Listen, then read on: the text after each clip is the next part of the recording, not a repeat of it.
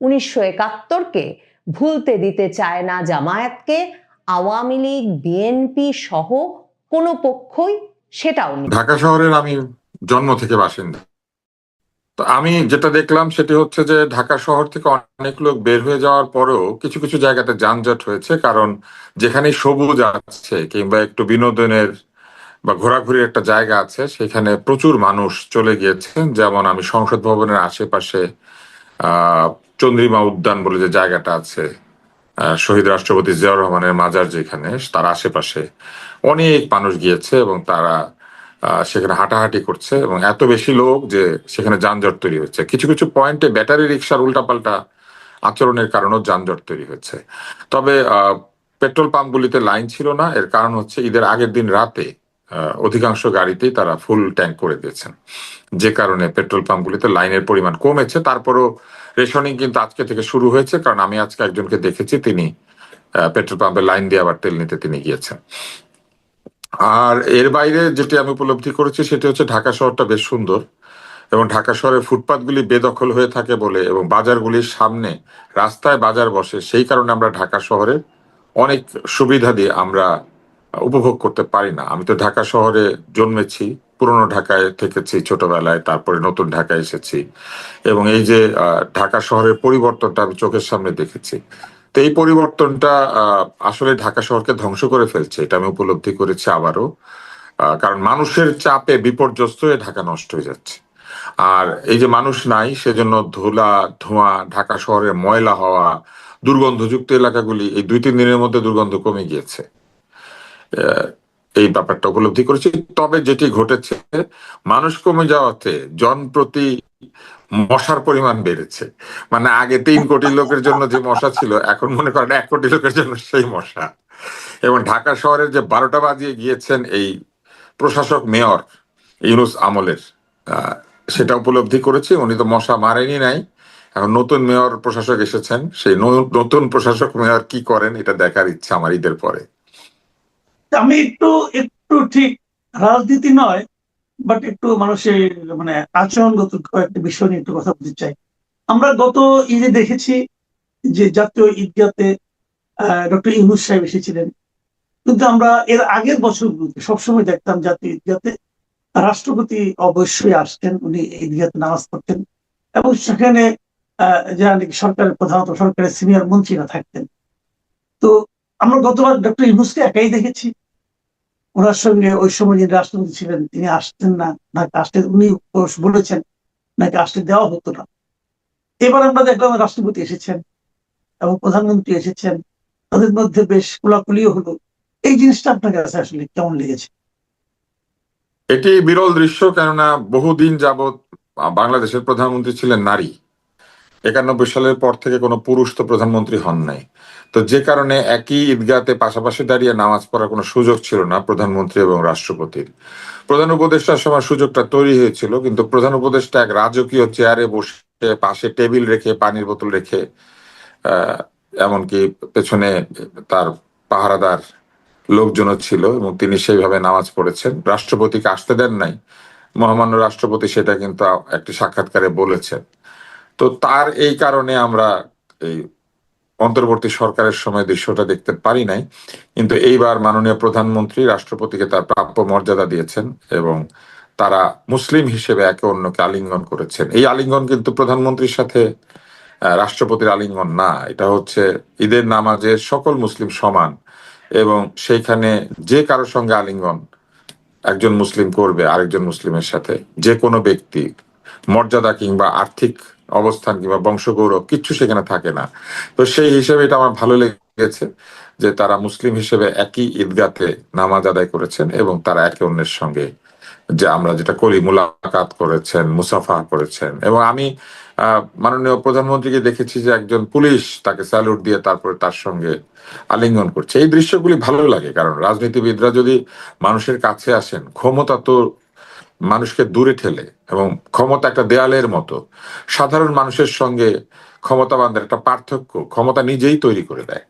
তো সেই জায়গাতে অন্তত কিছু মানুষ সুযোগ পেয়েছেন, এত ব্যবধানে, ক্ষমতার ব্যবধানটা চিন্তা করেন, এত ব্যবধানের মানুষের সঙ্গে তারা আলিঙ্গন করতে পারছেন এবং যেটা ট্রু এসেন্স অফ ব্রাদারহুড, এই যে আমরা বলি সকলেই ভাই ভাই, সকলেই ভাই বোন, সেটার যে মূল চেতনা, সেই জায়গাটা আমরা উপলব্ধি করেছি।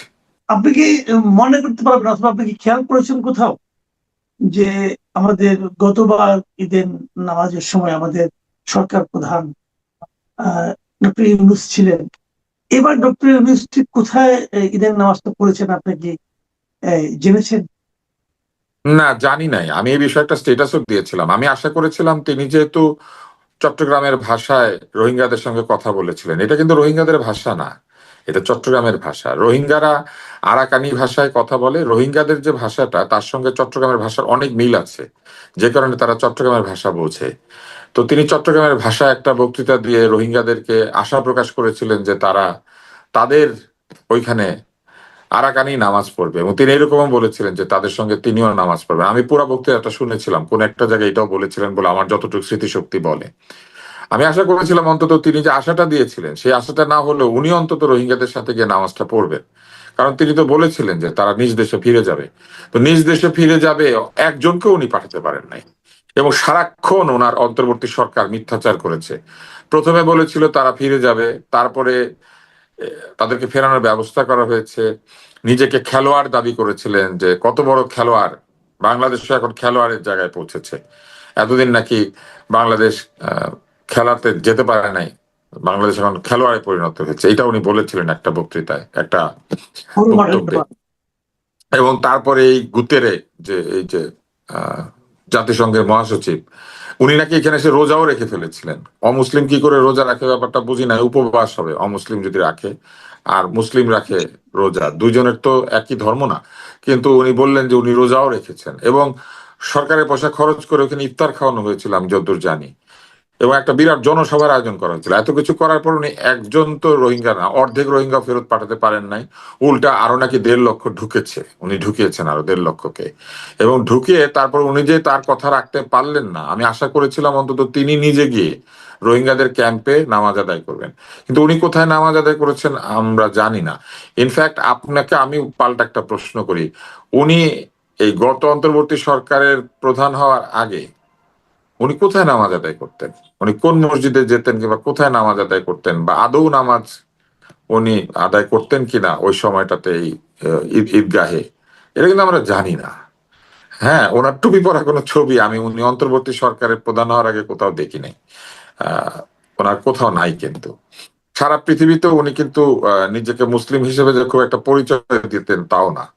কিন্তু আমাদের অন্তর্বর্তী সরকারের প্রধান হওয়ার পরে হঠাৎ তিনি বেশভূষায় হালকা পরিবর্তন এনেছিলেন। তো এইগুলি আসলে is a good salesmanship. It is a good salesmanship. আমরা খেয়াল করেছি গতবার ঈদে উনি যখন ঈদে জামাত পড়তে এসেছিলেন, তখন নাকি অনেকে বলেছিলেন যে উনি যেন 5 বছর থাকেন, এবং দাবি উঠেছিল। তো এই হ্যাঁ, আমরা ধরনের কোনো স্লোগান দাবি, দিতেও 2-1 জনকে দেখেছি, হ্যাঁ, খুব দৌড়ে আসছিলেন, উনি এবং এর ভিডিও এবার করা হচ্ছিল। যখন বলে তখন আবার ভিডিও করার জন্য লোক রেডি ছিল। ওনার প্রেস সেক্রেটারি একদম নিজেই বিভিন্ন সময় ওনার যাওয়া আসা হাঁটা চলার দৃশ্যগুলি ভিডিও করতেন। তো উনি তো এবার ঈদগাহেও আসতে পারতেন, উনি তো আর কারো প্রতিদ্বন্দ্বী ছিলেন না, তাই না? এবং ওনার সঙ্গে তো তারেক রহমানের সম্পর্ক খুব ভালো, তারেক রহমানের সঙ্গে তিনি দেখাও করেছেন এবার যে যমুনায় যে। তো উনি তো ঈদগাহেও আসতে পারতেন সবার সঙ্গে নামাজ পড়ার জন্য, মহামান্য কারণ দেশের রাষ্ট্রপতি, জি, মহামান্য রাষ্ট্রপতি একটা মোড়ায় বসেছেন, নিশ্চয়ই খেয়াল করেছেন। কিন্তু জোবরা গ্রামে মোড়া বিক্রেতাদেরকে ঋণ দেওয়া ভদ্রলোক কিন্তু মোড়ায় বসেন না, সেটা উপলব্ধি করলাম। উনি কিন্তু বিরাট একটা চেয়ার নিয়ে এসেছিলেন গতবার যখন ঈদগাহে এসেছিলেন, বিশাল চেয়ার। হ্যাঁ, তো এইবার তো মাননীয় প্রধানমন্ত্রী বসেছেন সাধারণভাবে, উনি যেহেতু ফিজিক্যালি ফিট, উনি বসেছেন নামাজের আসনে। কিন্তু ওনার পাশে রাষ্ট্রপতি বসেছেন একটা মোড়ায়। তো হতে পারে ক্ষুদ্র ঋণ দিয়ে যে মোড়াটি বানানো হয়েছিল সেই মোড়ায় মহামান্য রাষ্ট্রপতি বসেছেন, কিন্তু এই ক্ষুদ্র ঋণের মোড়ায় কিন্তু ক্ষুদ্র ঋণের জনক বসে না। হ্যাঁ, এটা হচ্ছে একটি উপলব্ধি আমার। আর হচ্ছে ওনার গতবারের ঈদগাহে আপনার নিশ্চয় মনে আছে, আসিফ মাহমুদ, সজীব ভুইয়া সহ তরুণ উপদেষ্টাদেরকে ডানে বামে তিনি দাঁড় করিয়েছিলেন। সেই রকম অবস্থাটা এবার দেখলাম না। অন্তত তাদের 1-2জনকে সাথে নিয়ে উনি যদি ঈদগাহে আসতেন, ভালোই লাগতো আমাদের কাছে, খারাপ লাগতো না। তো উনি উনি হয়তো গিয়েছেন কোথাও, উনি হয়তো কোথাও গিয়েছেন। উনি কিন্তু পরবর্তী সময়ে প্রধানমন্ত্রীর সঙ্গে দেখা করার জন্য, সৌজন্য বিনিময় করার জন্য, শুভেচ্ছা বিনিময় করার জন্য যমুনায় গিয়েছিলেন। এবং একটা ভিডিও দেখলাম যমুনায়, যে উনি বিস্ময়ের সঙ্গে বলেছেন যে এত লোক, এটা তো আমি আসলে ধারণা করিনি। তো প্রধানমন্ত্রীর সৌজন্য সাক্ষাতে এবার শুনেছি অনেক লোকজন গিয়েছিলেন, অনেককে দাওয়াত করা হয়েছিল, আবার অনেককে দাওয়াত করা পাওয়া সত্ত্বেও ভিড়ের কারণে ঢুকতেও পারেন। আমাদের এক বন্ধু মুস্তফা ফিরোজী বলেছেন, উনি লিখেছেন যে উনি নাকি দাওয়াত পেয়েছিলেন, গিয়েছিলেন ইন্টারকন্টিনেন্টাল পর্যন্ত, তারপরে নাকি এত ভিড় ছিল যে উনি আর যেতে পারেননি। তো এত লোকের সঙ্গে প্রধানমন্ত্রীর এই যে সম্মেলনটা, একসঙ্গে মিলিত হওয়া, এটাকে আপনি কেমন ভাবে দেখবেন? প্রধানমন্ত্রী তো একজন রাজনৈতিক ব্যক্তি এবং তার জনপ্রিয়তা এবং তার কাছে মানুষের যে অ্যাক্সেস বা প্রবেশাধিকার, সেটা তো সাধারণ একজন ব্যক্তির মতো হবে না। এবং প্রধানমন্ত্রী খুবই চেষ্টা করছেন সাধারণ মানুষের কাছে যাওয়ার জন্য, যেটা আমি লক্ষ্য করেছি। তো সেই কারণে তার ওখানে ভিড় হয়েছে, বহু মানুষ তার সঙ্গে দেখা করতে পেরেছে, এটাই হওয়ার কথা স্বাভাবিকভাবে। বরং এটাই অস্বাভাবিক ছিল যে কোটি কোটি মানুষকে ঋণ দিয়ে দারিদ্র্য মুক্ত করার যে পরিকল্পনাকারী, যার কথা ছিল, উনি নোবেল প্রাইজ পাওয়ার পর উনি বলেছিলেন যে দারিদ্র ঘরে চলে যাবে 2020 সালের মধ্যে। আমরা দেখলাম যে 2020-21 সালের মধ্যে দারিদ্র জাদুঘরে যাওয়ার কথা ছিল।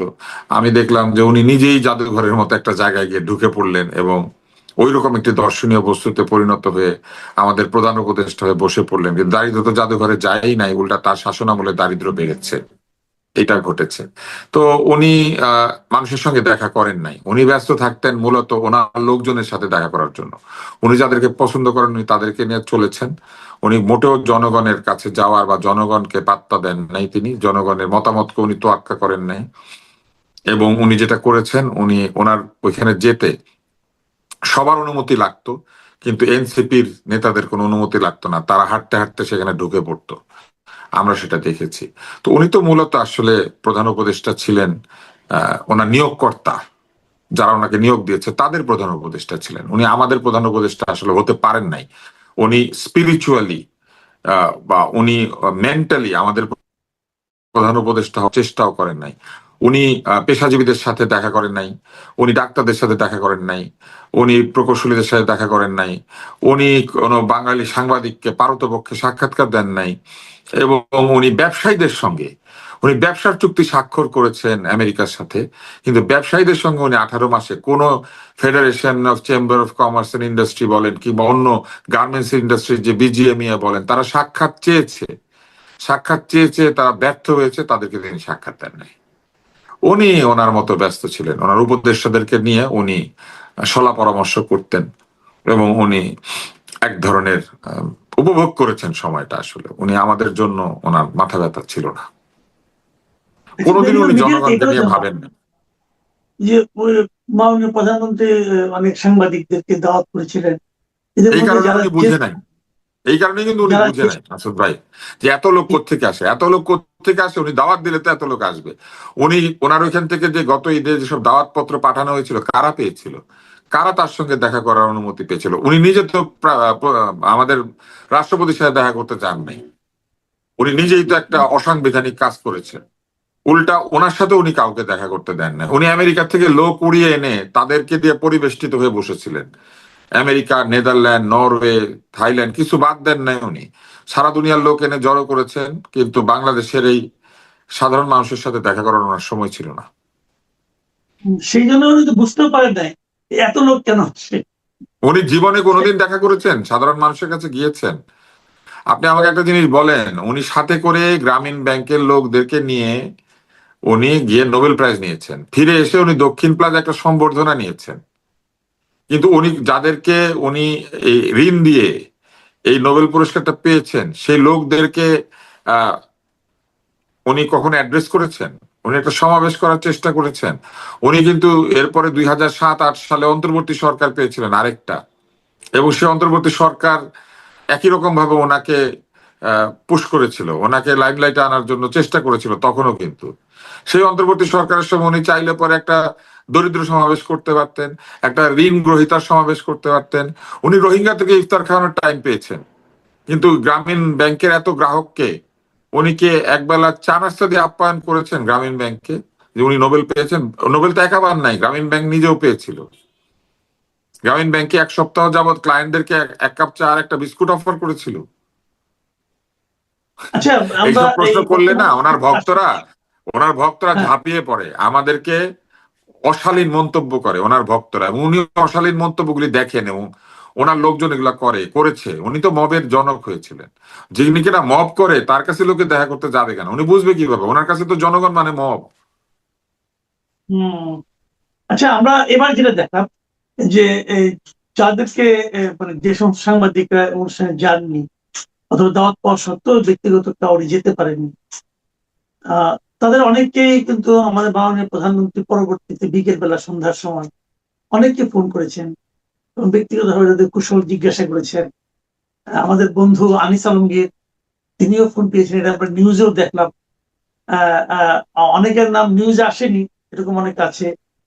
আমাদের আরেক দুজন আমাদের সিনিয়র ভাই মাহবুব কামাল ভাই, উনি আমাকে জানিয়েছেন যে ওনার সঙ্গে অনেকে কথা বলেছেন এবং ওনার খোঁজ খবর নিয়েছেন এবং উনি রীতিমতো অভিভূত হয়েছেন। এবং আমার ধারণা আহ, আপনিও কি ফোন পেয়েছিলেন নাকি? আমি বলবো না, সবকিছু বলতে হয় না। মানে বিষয়টা কিরকম জানেন, যে কিছু কিছু স্মৃতি, কিছু কিছু কথা, কিছু কিছু বিষয় আমার মনে হয় যে একাই উপভোগ করা উচিত, এটা না বলা ভালো। তবে আনিস ভাই বলেছেন, মাহবুব কামাল ভাই আপনাকে জানিয়েছেন, আমার ধারণা আপনিও এরকম পেয়েছেন, অথবা আপনিও বলেন নাই। কেউ বলবে কেউ বলবে না, এটাই আনন্দের ব্যাপার। তবে যারাই এই কল পেয়েছেন এবং এই কলগুলি তাদেরকে অবশ্যই অভিভূত করেছে, এবং তিনি মানবিকভাবে কথা বলেছেন তাদের সঙ্গে। আমি বলবো না আপনিও বলেন নাই কাউকে, কিন্তু যারা তো পেয়েছেন তারা কেউ কেউ আমাদের সঙ্গে শেয়ার করেছেন, আমি তাদের টুকুই বলি। তিনি অত্যন্ত মানবিকভাবে কথা বলেছেন এবং কাজটা খুবই ভিন্ন ধরনের একটা বিষয় ছিল। আমরা যেটা শুনে অভ্যস্ত সেটা হচ্ছে একটা রেকর্ডেড ভয়েস মেসেজ আমাদের কাছে আসতো, আমি অমুক আগে আপনাদেরকে বলছি, এবং সারা বাংলাদেশের লোক সেটা শুনতো সমভাবে। এটা খারাপ কিছু না, কিন্তু মানুষ কিন্তু বুঝতো যেটা রেকর্ডেড। তো এই রেকর্ডেড বস্তুটা সকলেই পায়, যেটা পাওয়ার পরে মানুষ খুশি হয়, কিন্তু এটা এক ধরনের শুভেচ্ছা, এটা মেকানাইজড। হ্যাঁ, কিন্তু এই ধরনের ব্যক্তিগত সম্মান পাওয়া বা কাউকে দেওয়া, আমি মনে করি এটা খুবই মানবিক। এবং তিনি কিন্তু প্রধানমন্ত্রী হিসেবে ফোনটা করেছেন, কিন্তু তিনি কথা বলেছেন কিন্তু প্রধানমন্ত্রীর মতো না, তিনি বন্ধুর মতো কথা বলেছেন। তিনি সম্মান দিয়েছেন যারা সিনিয়র তাদেরকে, এবং তিনি একেবারেই রাজনৈতিক কোনো কথা বলেন নাই। তিনি কে কি কথা বলে, কার কথা কোথায় তার ভালো লেগেছে লাগে নাই, এই বিষয়গুলি নিয়ে কথা বলেছেন। এবং এইটা আমার কাছে মনে হয় যে এই মানবিক প্রধানমন্ত্রী বা মানবিক ক্ষমতাবান ব্যক্তিদেরকে আমরা দেখতে চাই। স্পাইডারম্যানের একটা খুব চমৎকার ডায়লগ আছে, with great power comes great responsibility. এখন এই গ্রেট রেসপন্সিবিলিটি যারা কাঁধে নেয়, তাকে সে পারুক বা না পারুক, এই জোয়ালটা কিন্তু তাকে বইতে হবে, তাই না? কিন্তু এই গ্রেট রেসপন্সিবিলিটি যদি মানুষটাকে অমানবিক করে তোলে, ক্ষমতার দম্ভে দাম্ভিক করে তোলে, ক্ষমতার এই জোয়াল যদি তাকে মানুষের কাছে না নিয়ে এসে মানুষের চেয়ে অনেক উপরে নিয়ে স্থাপন করে, তাহলে ক্ষমতা অর্থহীন হয়ে যায়। আমি একটা উদাহরণ দেই আর কি। সবাই বলে যে বটবৃক্ষ থাকে মাটির কাছাকাছি, বিদ্যা ভারে মানুষ নত হয়, ফল ভারে বৃক্ষ নত হয়, এগুলি হচ্ছে একটা কথা, বাগধারা। কিন্তু আপনি একটা জিনিস খেয়াল করবেন, এই যে বৃষ্টির যে মেঘ, সেটা কিন্তু নিচে নেমে আসে। অনেক উঁচুর মেঘটা থাকে সাদা, সেই মেঘ আমরা ধরতে পারি না। কিন্তু মেঘটা যখন ভারী হয়, বৃষ্টি দিবে, এটা কালো হয়ে আমাদের মাথার কাছাকাছি চলে এসে বৃষ্টি ঝরায়। আপনি যতক্ষণ পর্যন্ত কারো উপকার করতে চাইবেন, কারোর জন্য কাজ করতে চাইবেন, আপনি তার ফলে এই যে বোঝার চেষ্টাটা, এটা আমাকে মুগ্ধ করেছে। উনি পারুক না পারুক, সবকিছুতে সফল তো কেউ হয় না। 70 ভাগ সফল হবে, 50 ভাগ হবে, 60 ভাগ হবে, 80 ভাগ হবে, তাই না? কিন্তু ওনার চেষ্টাটা আমি মনে করি যে এটা অত্যন্ত গুরুত্বপূর্ণ। বয়স্ক সাংবাদিক একটা কল পেয়েছে তার কাছ থেকে, তাই না? এটা একটা সম্মান। এবং এই যে দাওয়াত দিয়ে কাউকে চা মিষ্টি খাওয়ানো, একটা হচ্ছে অফিসিয়াল, কিন্তু আরেকটা হচ্ছে ফ্রম হার্ট। আমি কিন্তু খুবই আনন্দিত হয়েছি, আমি এই জিনিসটাতে মুগ্ধ হয়েছি। আগামী বছর উনি ফোনটা নাও করতে পারেন, বা আর কোনোদিন ফোন নাও করতে পারেন, তাই না? কিন্তু এই যে একটা স্মৃতি মানুষকে তিনি দিয়েছেন, এটা আনন্দের, একটা মানুষ সম্মানিত হয়, তাই না? আমার মায়ের কথাই চিন্তা করেন, আমার মা যদি এই বিষয়টা শুনে থাকে, তাহলে উনি কত আনন্দিত হয়েছেন। 17 বছরে তো এই ফোন কল তার ছেলে পায় নাই, বা আপনার স্ত্রী বা আপনার মা বাবাকে জীবিত থাকলে তারা আনন্দিত হয়েছে এই যদি আপনি কলটা পেয়ে থাকেন। আমি তো বললামই যে এই স্মৃতি আপনজনের সাথে ভাগ করা উচিত, আহ, অন্যদেরকে বলা উচিত না। এই জন্য যে অনেকে কি ভাববে জানেন, যে এটা বলে সুবিধা নেওয়ার চেষ্টা করা হচ্ছে, এটা বলে একটা মানে আমরা যারা এটা পেয়েছেন তারা আলাদা হওয়ার চেষ্টা করছেন। আমি সবসময় মনে করি যে এই স্মৃতিগুলি আমাদের কাছে থাকা উচিত। কোনো একদিন ধরেন আমরা যদি বই লিখি, তখন আমরা ফোনটা পেয়েছিলাম কি পাই নাই, সেইটা আমরা উল্লেখ করতে পারবো। জি, অনেক ধন্যবাদ। আপনার সেই বইয়ের অপেক্ষায় থাকলাম। না, আপনি বই লিখলে আমার ধারণা আরো ভালো দর্শকদের লিখবেন। এবং এই কথোপকথন গুলাকে যদি ধরেন, আমি ধরে নিচ্ছি 15 জন পেয়েছেন, 20 জন পেয়েছেন, যারাই পেয়ে থাকেন, এই এই 20 জন যখন পাশাপাশি এই কনভারসেশন গুলো যদি রাখা হয়, তাহলে কিন্তু আমরা একটা চমৎকার একটা বই পাবো, যে আমাদের কনভারসেশনটা এরকম হয়েছিল। একটা ধারণা, সব তো মনে থাকে না কনভারসেশনে, কিন্তু একটা ধারণা। জি, অনেক ধন্যবাদ জনাব আব্দুল নূর তুষার। প্রিয় দর্শক, আপনারা শুনলেন ডাক্তার আব্দুল নূর তুষারের মানে উপলব্ধি, ঈদের দিন কেমন কাটলো, ঈদের দিন আমাদের নেতারা কেমন কাটালেন, ঈদের দিন তাদের আচরণ, এই নেতাদের আচার আচরণ আমাদের কতটুকু আশাবাদী করলো। সবকিছু মিলিয়ে একটা ঈদের দিন চলে গেল। আমরা আগামীতে আবার ঈদ আসবে আমাদের নতুন আনন্দ নিয়ে, নতুন ধরনের উপলব্ধি নিয়ে। আপনার সবাই ভালো থাকবেন। আমি কেবল শেষ বেলায় একটা কথাই বলি, আমাদের যারা রাষ্ট্রনায়ক হন, সরকার প্রধান হন, সরকারে যারা থাকেন, তারা যে আমাদের সব সমস্যার সমাধান করে দিতে পারবে তা কিন্তু নয়। কিন্তু আমরাও জানি পারবে না, কিন্তু আমরা তাদের কাছে কি চাই? আমরা চাই যে ওনারা যে আমাদের প্রবলেমটা, আমাদের সমস্যাটা উপলব্ধি করতে পারছেন, আমাদের সমস্যাটাকে ওনারা যদি ওনাদের নোটিশে নিতে পেরেছেন এবং সেটা নিয়ে কিছু করার কথা ভাবছেন, চেষ্টা করছেন, এটুকুই কিন্তু আমাদের আনন্দ দেয়। এই আনন্দটুকু আমরা আগামীতে পেতে চাই। এখন এ পর্যন্ত। আল্লাহ হাফেজ। আমি কি আপনার সাথে একটা লাইন যুক্ত করতে পারি? প্লিজ প্লিজ বলেন। আমি একটা উপদেশ পেয়েছিলাম জীবনে, সেটা হচ্ছে, আমাকে কেউ বলেছিল যে তুমি কোনো কিছু পারবে বলেছিলে, কিন্তু যদি না পারো তবে গিয়ে বলো যে আমি পারি নাই। এই পারি নাই এই স্বীকৃতিটা প্রমাণ করে যে তুমি চেষ্টা করেছিলে। কিন্তু যে বলবে না যে আমি পারি নাই, সে কি আসলে চেষ্টা করেছিল? তাই আমি সবসময় রাজনীতিবিদদেরকে এই পরামর্শটা দিতে চাই যে সব পারবেন না, কিন্তু যদি না পারেন আপনি বলবেন মানুষদেরকে যে আমি পারি নাই, আমি চেষ্টা করেছিলাম। মানুষ জানেন এই চেষ্টাটাকে অনেক ভালোবাসে, যে সে আমারই মতো মানুষ, চেষ্টা করেছে, পারে নাই, আমিও তো পারি না, কিন্তু আমাকে বলেছে। এই ক্ষমতাবান যদি বলে যে আমি চেষ্টা করেছি, পারি নাই, আরেকবার সুযোগ পেলে পারবো, তখন আপনি ভোট পাবেন আসলে। কিন্তু আমাদের ক্ষমতাবানরা শুধু বলতে থাকে আমি এই করেছি, সেই করেছি, ওই করেছি। তো আপনার কাছে আমার মানে আপনার ভালো লাগে কি জানেন, আপনার অনুষ্ঠানটা খুব মানবিক। আপনি যে কথা বলেন এখানে একটা মানবিকতা আছে, এবং এটা আমার কাছে ভালো লাগে। আমরা কি আসলে কেউ কিছু হই? আমরা কিছু হই না মাসুদ ভাই, আমরা কিছু হই না আসলে, আমরা চেষ্টা করি, এবং এই চেষ্টাটাই আনন্দের। আমরা কি কংগ্রেসে যেই প্রস্তাবনা উত্থাপন করেছেন মার্কিন এই কংগ্রেসম্যান গ্রেগ ল্যান্ডসম্যান, সেখানে তিনি পরিষ্কার করে জামায়াতে ইসলামী যে সে সময় বাঙালি বুদ্ধিজীবী, লেখক, রাজনীতিবিদদেরকে হত্যায় সুনির্দিষ্টভাবে পাকিস্তান সেনাবাহিনীকে সহায়তা করেছেন এবং তার ফলে মানবতা বিরোধী অপরাধ, গণহত্যা, ধর্ষণ এসবের দায়ে যেমনভাবে মানে পাকিস্তান সেনাবাহিনীকে দায়ী করতে হবে, ঠিক সেই একইভাবে জামায়াতে ইসলামী সহ মিত্র দলগুলোকে দায়ী করা উচিত, সেটা উল্লেখ করেছেন। এটা এবারের কংগ্রেসে উত্থাপিত এই প্রস্তাবের তাই সবচেয়ে উল্লেখযোগ্য দিক। বাংলাদেশে 1971 সালে সংঘটিত গণহত্যার স্বীকৃতি চেয়ে মার্কিন কংগ্রেসে একটি প্রস্তাব আনা হয়েছে। 1971 সালে বাংলাদেশে সংঘটিত গণহত্যার যাতে যুক্তরাষ্ট্রের রাষ্ট্রপতি স্বীকৃতি দেন, সে দাবি জানিয়ে মার্কিন প্রতিনিধি সভায় একটা প্রস্তাব উত্থাপন করা হয়েছে এবং সেখানে ব্যাপক হত্যাকাণ্ড, ধর্ষণ, বাস্তুচ্যুতির মতো নৃশংসতার কথা উল্লেখ করে অপরাধীদের জবাবদিহিতার আওতায় আনা এবং ধর্মীয় সংখ্যালঘুদের সুরক্ষার আহ্বান জানানো হয়েছে। গত শুক্রবার অর্থাৎ 20শে মার্চ প্রতিনিধি পরিষদে হাউস অফ রিপ্রেজেন্টেটিভসে এই প্রস্তাব উত্থাপন করেছেন প্রতিনিধি পরিষদের সদস্য ডেমোক্র্যাট দলীয় কংগ্রেসম্যান গ্রেগ ল্যান্সম্যান। প্রস্তাবটি বৈদেশিক সম্পর্ক বিষয়ক কমিটির কাছেও পাঠানো হয়েছে। স্বাধীনতা যুদ্ধের সময় বাংলাদেশে গণহত্যা হয়েছে এই বিষয়টির স্বীকৃতি দিতে মার্কিন কংগ্রেসে এ প্রস্তাব আনা হয়েছে এবং এটা একটা বড় ধরনের তাৎপর্যপূর্ণ ঘটনা তো বটেই, তবে বাংলাদেশের ক্ষেত্রে এটি বিশেষভাবে তাৎপর্যপূর্ণ হয়ে উঠছে, এমনকি বাংলাদেশের রাজনীতি বর্তমান এবং ভবিষ্যতের জন্য। কারণ প্রথমবারের মতো বাংলাদেশে 1971 সালে পাকিস্তানি বাহিনী যে ভয়াবহ নির্যাতন, গণহত্যা, ধর্ষণ, বাস্তুচ্যুতির মতো ঘটনাগুলো ঘটিয়েছে, তার সঙ্গে জামায়াতে ইসলামী সহ ইসলামপন্থী দলগুলোর একটা সরাসরি যোগসাজশ এবং সরাসরি সহযোগিতার বিষয় এই প্রস্তাবে উত্থাপিত হয়েছে, প্রস্তাবে উল্লেখিত হয়েছে।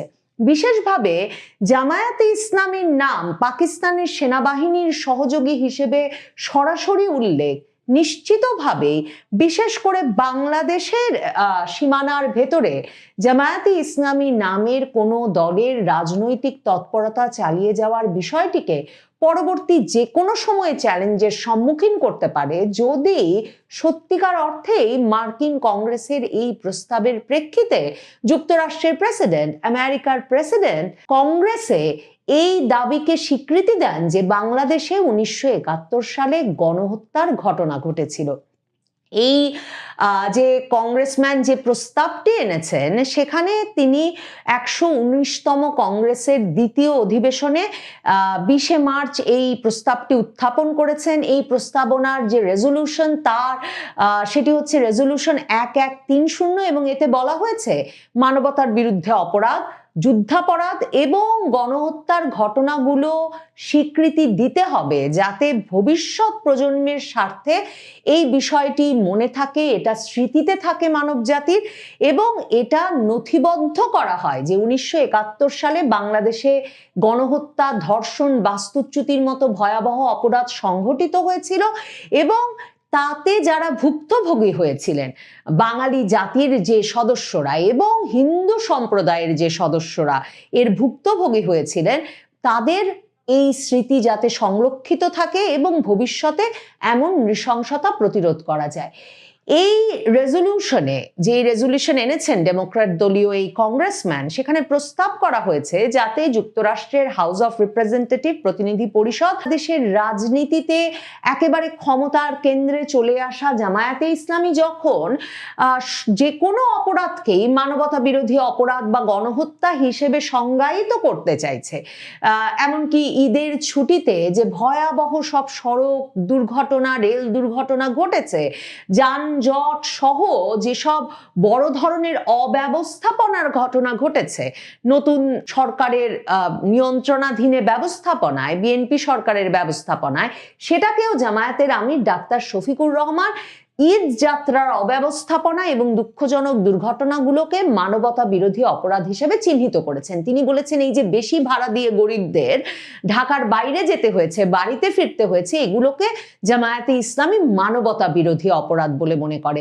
জামায়াতে ইসলামী এই যে কোনো অপরাধকে মানবতা বিরোধী অপরাধ হিসেবে সংজ্ঞায়িত করতে চায়, কিংবা 2024-এর 5ই আগস্টের পর জুলাই আগস্টে বাংলাদেশে যে সরকার বিরোধী বিক্ষোভ হয়েছে এবং সেই সরকার বিরোধী বিক্ষোভ দমনে দেশের আইন শৃঙ্খলা রক্ষাকারী বাহিনী, সরকারি বাহিনীগুলো যে অতিরিক্ত বল প্রয়োগ করেছে এবং তার ফলে যে হতাহতের ঘটনা ঘটেছে, সেগুলোকেও গণহত্যা হিসেবে চিহ্নিত করেছে এবং তারই ফলশ্রুতিতে আন্তর্জাতিক অপরাধ ট্রাইব্যুনালে শেখ হাসিনা সহ আওয়ামী লীগ সরকারের রাজনৈতিক নেতৃবৃন্দ, প্রশাসনিক নেতৃবৃন্দ, পুলিশ, সামরিক বাহিনীর কর্মকর্তা সহ সাংবাদিক সকলের বিচার করছে।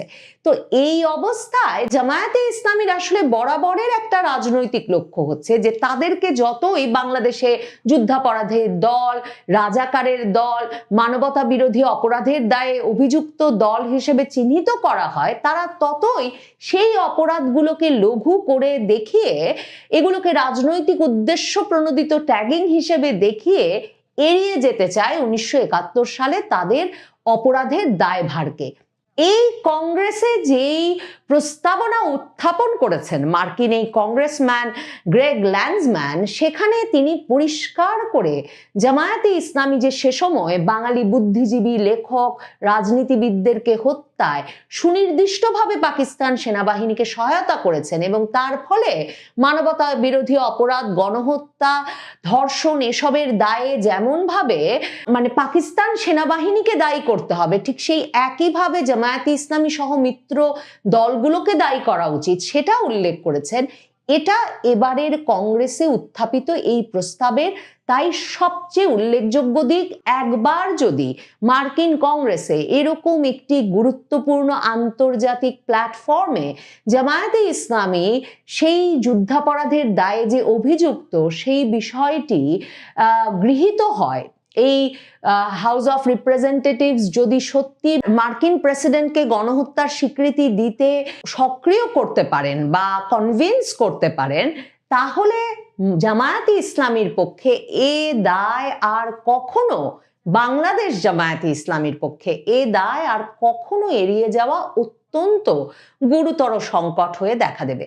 আন্তর্জাতিক অপরাধ ট্রাইব্যুনালে জামায়াতে ইসলামীর যে শীর্ষ নেতৃবৃন্দের মানবতা বিরোধী অপরাধ, গণহত্যা, ধর্ষণের সহযোগিতার দায়ে 1971 সালের তাদের সেসব অপরাধের দায়ে মৃত্যুদণ্ড সহ নানা মেয়াদের দণ্ড হয়েছে। জামায়াতে ইসলামী 2024-এর 5ই আগস্টের পর একদিকে যেমন তাদের এক শীর্ষ নেতা এটিএম আজহারকে একেবারে মৃত্যুদণ্ডের রায় হয়ে যাওয়ার পর সে রায় মওকুফ করিয়ে সংসদ সদস্য নির্বাচন করে সংসদে নিয়ে এসেছেন, তেমনি জামায়াতে ইসলামী বরাবর বলে এসেছে যে ওগুলো আওয়ামী লীগের উদ্দেশ্য প্রণোদিত রাজনৈতিক বিচার ছিল। তারা আন্তর্জাতিক অপরাধ ট্রাইব্যুনালে তাদেরকে যে মানবতা বিরোধী অপরাধ, গণহত্যা, ধর্ষণের দায়ে অভিযুক্ত করা হয়েছে জামায়াতে ইসলামীকে, সে দায় এবং তারপর থেকে নির্বাচনী ধারায় ডক্টর ইউনূসের সরকারকে চলতে হলো, তখন থেকেই এটা নিশ্চিতভাবে বলা যাচ্ছিল যে মার্কিন যুক্তরাষ্ট্র কিছুতেই, ট্রাম্প প্রশাসন কিছুতেই বাংলাদেশে চরমপন্থী জামায়াতে ইসলামীর সরকারকে ক্ষমতায় আসতে দিতে রাজি হচ্ছিল না। জামায়াতে ইসলামীর বিষয়ে মার্কিন যুক্তরাষ্ট্রের ট্রাম্প প্রশাসনের যখন একটা বড় ধরনের রিজার্ভেশন আছে, বড় ধরনের আপত্তি আছে, দায়ে কংগ্রেসে অভিযুক্ত করার এই প্রস্তাবকে তাৎপর্যপূর্ণ না বলে উপায় নাই। আওয়ামী লীগ ঘনিষ্ঠ কোনো লবি যুক্তরাষ্ট্রে এভাবে আন্তর্জাতিকভাবেই বাংলাদেশের জামায়াতে ইসলামীর রাজনৈতিক কর্মকাণ্ডকে নিষিদ্ধ করে ফেলার বা প্রশ্নবিদ্ধ করে ফেলার ব্যবস্থা করতে উদ্যোগ নিতে এই কংগ্রেসম্যান গ্রেগ ল্যান্সম্যানের সঙ্গে কাজ করছে কিনা বলা মুশকিল।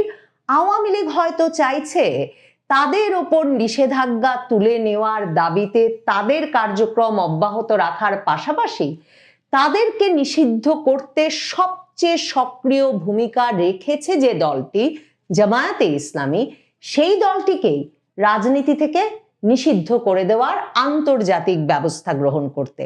কাজেই কোন দিকে যায় কংগ্রেসের এই প্রস্তাব, কোন দিকে যায় জামায়াতে ইসলামীকে গণহত্যা দায়ে দোষী করবার এই উদ্যোগ, সেদিকে লক্ষ্য রাখতে হবে। তবে জামায়াতে ইসলামীর গা থেকে 1971 সালের অপরাধের গন্ধ লুকানো যে ক্রমে আরো কঠিন হয়ে পড়ছে তা বোধহয় নিশ্চিত কিছুতেই